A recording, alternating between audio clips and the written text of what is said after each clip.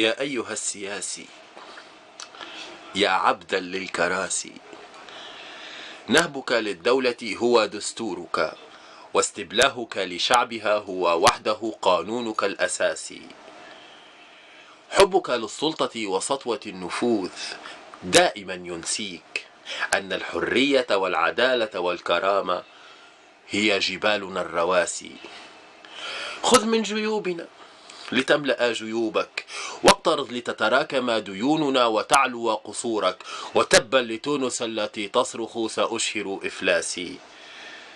أغرق آذاننا بوعودك الجوفاء، ومثل علينا ملائكيتك البلهاء، واستغل فينا لحظات الضعف لتمارس الحب فينا بكل عنف، كأنك جريندايزر توحد مع فولترون والرجل الخماسي.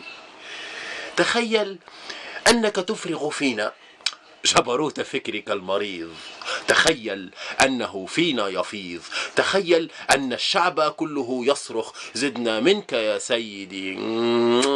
حيت ما ألذه إحساسي. يا صاحب القرار، يا من تتشبث بسلطة الكرسي كأصدأ مسمار، وتعتقد أنك الجهبوذ في أمة حمقاء، وأنك ستدمغج أفكارنا كما تشاء. أما فهمت أننا ما عدنا بالجرذان، وأنك ما عدت تستطيع أن تكون بصاحب المزمار تفيق سيد راك؟ عملت العار.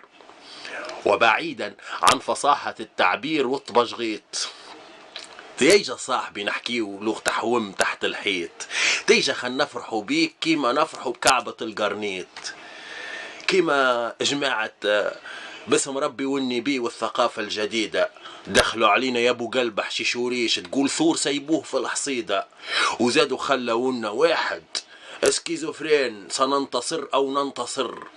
والخور الكل طلع خارج من القصر، خور ريحته بالحوت، والزوالي في البلاد عادي قاعد يموت. وتوا الجموع قاعدة تنادينا من ليبيا بدولة الخلافة، وانتوما التو مازلتوا تشجعوا على السخافة وتشلكوا في الثقافة، وتشيخوا كي تشوفوا الفنان مغبون، وقاعدين تصادروا في الفنون.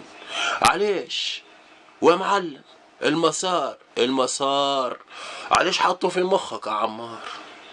علاش تحبوا تسكروه؟ علاش منا تحبوا تفكوه؟